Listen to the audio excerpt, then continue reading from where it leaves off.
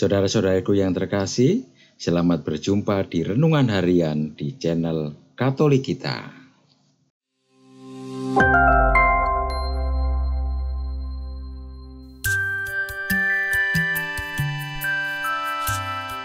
Hari ini, Senin, 7 Oktober 2024. Perayaan wajib Santa Perawan Maria, Ratu Rosario. Bacaan pertama. Bacaan diambil dari surat Rasul Paulus kepada jemaat di Galatia, bab 1, ayat 6 sampai dengan 12. Saudara-saudara, aku heran bahwa kalian begitu cepat berbalik dari Allah yang telah memanggil kalian oleh kasih karunia Kristus dan mengikuti suatu Injil lain yang sebenarnya bukan Injil. Hanya ada orang-orang yang mengacaukan kalian dan yang bermaksud memutarbalikkan Injil Kristus. Tetapi seandainya kami sendiri ataupun seorang malaikat dari surga mewartakan kepada kalian suatu Injil yang berbeda dengan Injil yang telah kami beritakan kepadamu, terkutuklah dia. Seperti yang telah kami katakan dahulu, sekarang kukatakan sekali lagi.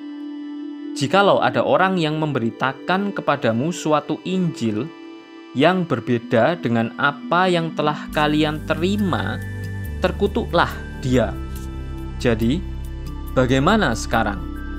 Adakah aku mencari kesukaan manusia atau kesukaan Allah? Adakah aku mencoba berkenan kepada manusia sekiranya aku masih mau mencari perkenanan manusia? Maka aku bukanlah hamba Kristus. Sebab aku menegaskan kepadamu, saudara-saudaraku, bahwa Injil yang kuberitakan itu bukanlah Injil manusia, karena aku menerimanya bukan dari manusia, dan bukan pula manusia yang mengajarkannya kepadaku, tetapi aku menerimanya oleh pernyataan Yesus Kristus. Demikianlah sabda Tuhan. Syukur kepada Allah. Bacaan Injil. Bacaan diambil dari Injil Lukas bab 10 ayat 25 sampai dengan ayat 37. Pada suatu ketika, berdirilah seorang ahli Taurat untuk mencoba Yesus, katanya, "Guru, apa yang harus kuperbuat untuk memperoleh hidup yang kekal?" Jawab Yesus kepadanya, "Apa yang tertulis dalam hukum Taurat? Apa yang kau baca di sana?" Jawab orang itu, "Kasihilah Tuhan Allahmu dengan segenap hatimu, dan dengan segenap jiwamu, dan dengan segenap kekuatanmu, dan dengan segenap akal budimu, dan kasihilah sesamamu manusia seperti dirimu sendiri." Kata Yesus kepadanya, "Jawabmu itu benar. Perbuatlah demikian, maka engkau akan hidup." Namun untuk membenarkan dirinya, orang itu berkata kepada Yesus, "Lalu, siapa sesamaku manusia?" Jawab Yesus, "Ada seorang yang turun dari Yerusalem ke Yeriko. Ia jatuh ke tangan penyamun-penyamun yang bukan saja merampok habis-habisan, tetapi juga memukulnya, lalu pergi meninggalkannya setengah mati. Kebetulan ada seorang imam turun melalui jalan itu. Ia melihat orang itu, tetapi ia melewatinya dari seberang jalan. Demikian juga seorang Lewi datang ke tempat itu. Ketika ia melihat orang itu, ia melewatinya dari seberang jalan. Lalu seorang Samaria yang sedang dalam perjalanan datang ke tempat itu. Ketika ia melihat orang itu, tergeraklah hatinya oleh belas kasihan. Ia mendekati dia, lalu membalut luka-lukanya. Sesudah ia menyiraminya dengan minyak dan anggur. Ia menaikkan orang itu ke atas keledai tunggangannya sendiri, lalu membawanya ke tempat penginapan dan merawatnya. Keesokan harinya ia mengeluarkan 2 dinar dan memberikannya kepada pemilik penginapan itu. Katanya, "Rawatlah dia, dan jika kau belanjakan lebih dari ini, aku akan menggantinya waktu aku kembali." Siapakah di antara ketiga orang ini menurut pendapatmu menjadi sesama manusia bagi orang yang jatuh ke tangan penyamun itu? Jawab orang itu, "Orang yang telah menunjukkan belas kasihan kepadanya." Kata Yesus kepadanya, "Pergilah dan perbuatlah demikian." Demikianlah sabda Tuhan. Terpujilah Kristus.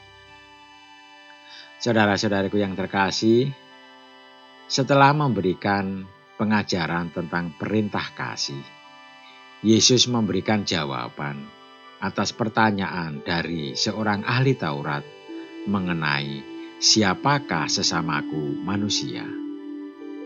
Jawabannya sangat mudah, namun yang penting adalah kata-kata terakhir Yesus kepada ahli Taurat itu, "Pergilah dan perbuatlah demikian." Menjadi sesama bagi Yesus bukanlah soal wacana atau diskusi, melainkan sebuah tindakan cinta yang sederhana dan praktis. Orang yang tergerak hatinya atas penderitaan orang lain dan menolongnya dengan tulus. Selama pandemi yang lalu, salah satu hal sederhana yang muncul adalah gerakan keluarga bantu keluarga atau gerakan jaga tetangga. Semangat ini juga dapat kita kembangkan pada masa-masa sekarang. Kita mesti sering memperhatikan dan menolong, kendati pandemi sudah berakhir. Menjadi sesama berarti kita menyapa, berbicara, peduli, dan penuh perhatian pada mereka yang di sekeliling kita. Siapakah sesama kita? Dia adalah pasangan kita, keluarga kita, lingkungan kita, tetangga kita, teman kerja kita.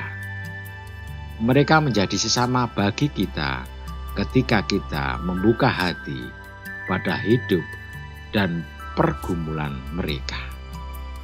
Pergilah dan perbuatlah demikian.